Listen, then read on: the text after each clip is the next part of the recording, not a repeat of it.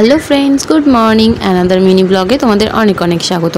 তো আজকে দেখলে সকাল থেকে মেঘলা করেছিল, আর আজকে হচ্ছে রবিবার। আমার সকাল থেকে পড়ানো নেই, আজকে একটু দেরি করে ঘুম থেকে উঠেছি 9:30টার দিকে। তো উঠে আজকে স্নান টান সেরে পুজো টুজো দিয়ে আর আমি হচ্ছে এখানে গাছগুলো যেগুলো মেলা থেকে কিনে এনেছিলাম না, সেগুলো বসানো হয়নি, তো সেগুলোকে আজকে টবে বসাচ্ছি। টব বলতে বড় গাছ যেহেতু, তাই বালতিতেই বসাচ্ছি, যাতে হচ্ছে ওটা ভালোভাবে বাড়তে পারে। দুটো গাছ আছে বড়, ওগুলোকে বালতির মধ্যে বসাচ্ছি, আর ছোটো গাছগুলো যেমনি ছোটো ছোটো টব আছে ওগুলোর মধ্যে ওই রজনীগন্ধার ছোটো ছোটো চারাগুলোকে ওর মধ্যে বসিয়ে দিচ্ছি। তো ঠিক আছে, হয়ে গেলে তোমাদের দেখাচ্ছি। আর এই যে আমার সব বসানো হয়ে গেছে, জানো তো। এই যে বাহারি গাছটা, এটা একটার মধ্যে দুটো ছিল, তাই আমি আলাদা একটা টবে বসিয়েছি। আর এটা হচ্ছে সেই শাপলা গাছ, এটা তুলে এনেছিলাম। আর এই যে এগুলোকে বালতিতে বসিয়েছি, এটা স্থলপদ্মের গাছ।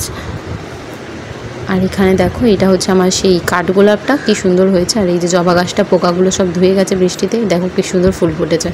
তো আমার গাছ টাছ বসানো হয়ে গেছে, আমি এবার ঘরে গিয়ে কিছু খেয়ে নেবো, খুব খিদে পেয়েছে, সকাল থেকে কিছুই খাওয়া হয়নি। তো ঠিক আছে, আবার পরে কথা বলছি। বাইরে দেখো আবার রোদ বেরিয়েছে, আর এই যে একটু আগে রোদ, আবার এই যে এদিকটা আবার কালো মেঘে ঢেকে যাচ্ছে, তার মানে কিছুক্ষণের মধ্যে বৃষ্টি আসবে। আর যেমন কথা, দেখো বৃষ্টি এসেও গেছে। আমার মতো তোমরা কারা কারা গাছ বসাতে ভালোবাসো কমেন্ট করতে ভুলো না কিন্তু। টাটা, দেখাবো নেক্সট ব্লগে।